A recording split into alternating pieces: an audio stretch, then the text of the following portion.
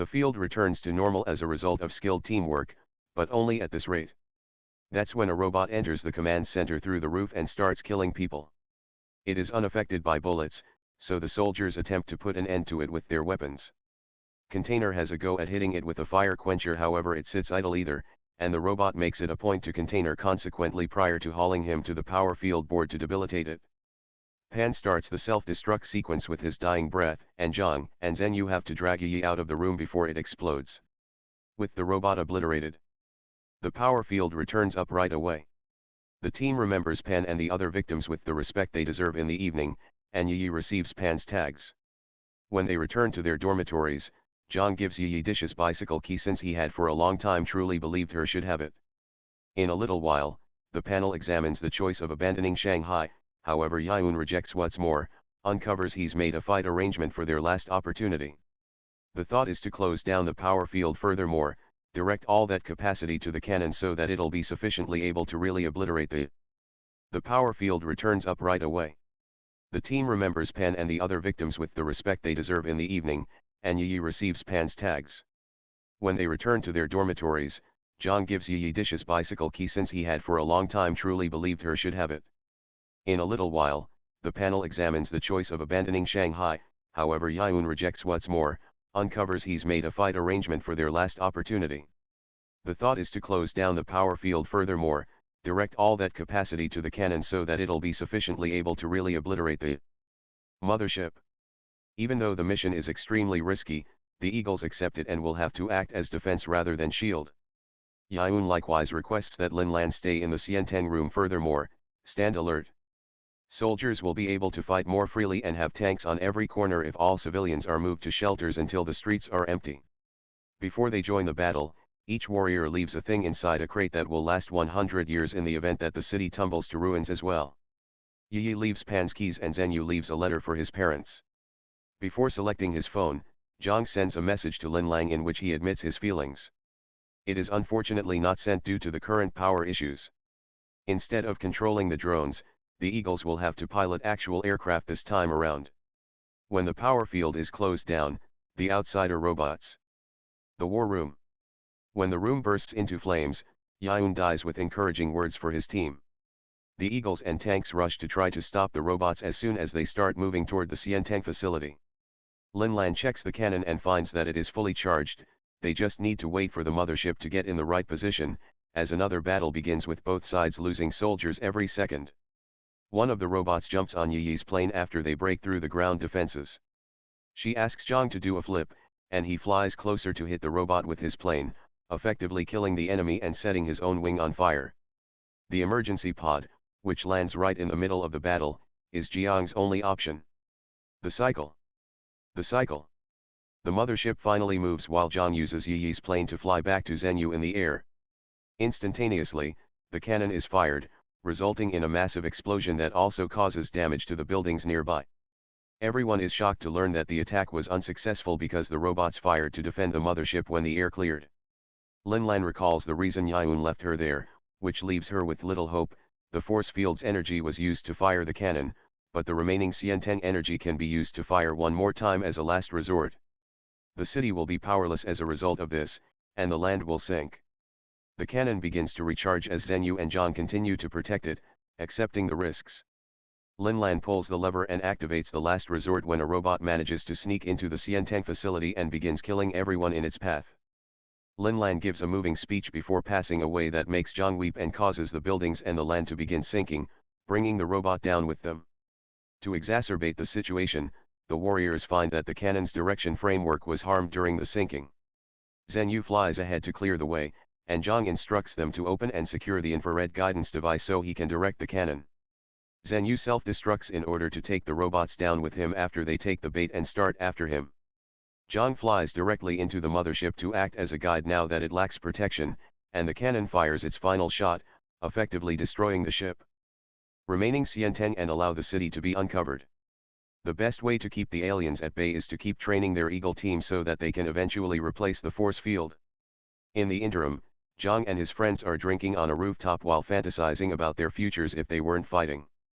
Pan especially wants to finish his bike and ride it freely. When they are abruptly interrupted by an emergency call informing them that the city is once more under attack, they rush back to the fortress, ready to fight. Skillet notices something out of the ordinary, despite the power field appearing as expected to halt the approaching bars. The hostile robots have repeatedly broken through the shield, but they still avoid attacking. He realizes that this is a trap because the outsiders are forcing them to fix the field over and over again so that they run out of Xianteng and expose the city. The robots finally get in when a bar passes through the field the next time, causing a lot of damage inside the stronghold. The soldiers can only engage in face-to-face combat, but even bullets are insufficient, and as a result, many of them die. The Falcons join the battle as a backup to help, yet they can't do a lot and would prefer to go inside to control the robots. Defying Yun's orders, the committee sends a man to start the cannon, while the Eagles use drones to start fixing the force field. They don't use all of their power because they don't want to lose all of their Xianteng, but they hit the mothership. When they return to their residences, due to the Eagles' successful field repairs, he had for quite a while really compelled to depart. To have it. Nearby, soon, a robot uncovers not to be essentially being Shanghai as decimated as they normally thought. This time, the Eagles will be required to pilot actual aircraft rather than controlling drones. The outside robots descend and engage in a bloody battle above when the power field is shut down. The Falcons and a large number of robots work together to coordinate their air skills, but unfortunately, this is insufficient, and a few robots pass them to attack the war room. At the point when the room blasts into flares, Yun passes on with empowering words for his group. As soon as the robots begin to move toward the Xianteng facility, the tanks and Eagles rush to attempt to stop them. Linlan checks the cannon and observes that it is completely energized. They simply have to trust that the mothership will get in the right position, as another fight starts with the two sides losing officers consistently. Likewise, uncovers he's made a battle plan for their last and open door. The plan is to shut down the power field and send all that power to the cannon so that it can destroy the mothership completely.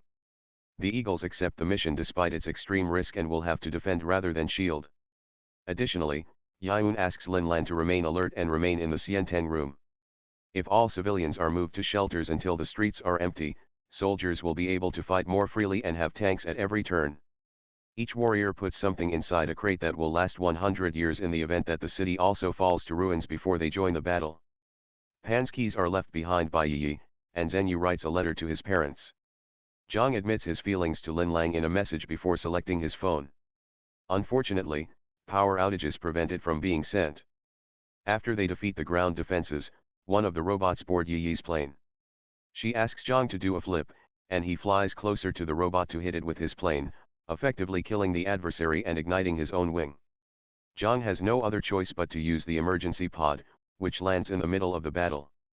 At the point when a robot is going to kill him, Yi shows up and shoots it with her plane. He promptly gets the battle together with his firearms, taking shots at the robots as close as could be expected. She then joins at that point. The conflict, which was not entirely predetermined to seek Container's retribution. Zhenyu attempts to fly the mothership in the direction of the cannon in the interim.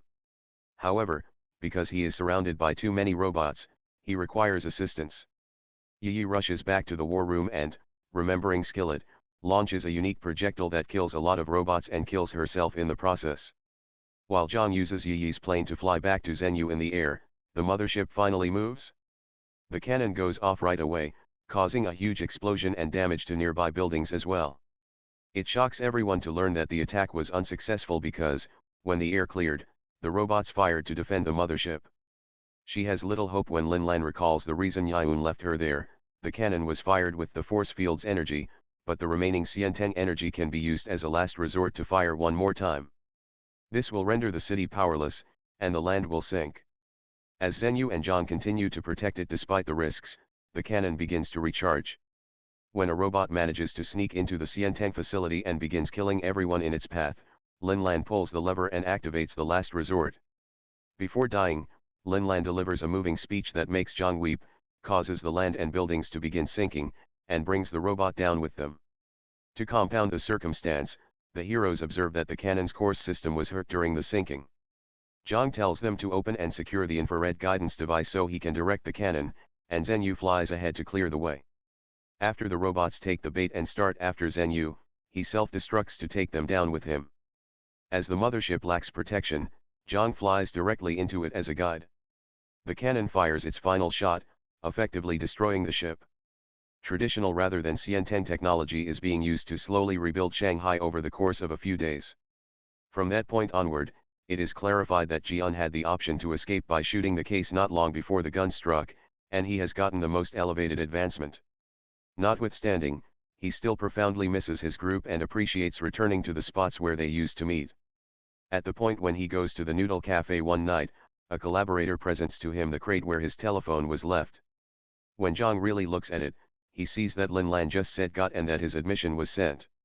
While he is crying, Zhang sends her one final message, telling her to sleep well. A flashback then reveals that Zhang had Lin Yan's guidance on the best way to fill in the structure when he decided to join the military. After falling in love with her that day, he decided to visit the fortress.